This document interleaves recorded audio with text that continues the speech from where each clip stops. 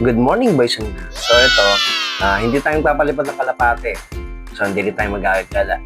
Andito tayo sa shop ngayon, nag-open tayo. So yan, may bago tayong client. Ayan, si Nene.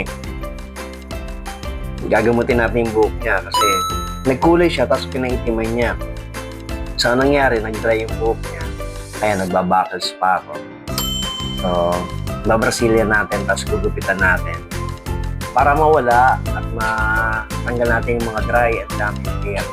So, paano boys and girls? Haba ng intro natin. So, let's go!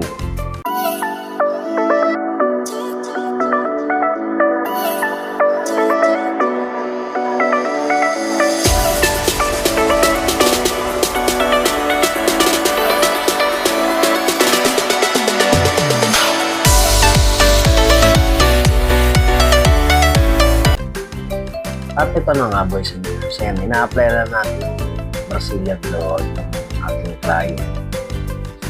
So, ayan. Application lang. Diretso lang na application kasi roots to ends para mabuhay yung buhok niya. So, manipis lang. Manipis lang ang application. Pero dapat solid yung pagkakalagay naman. So, yan, makikita nyo. Meron tayong client na naghihintay.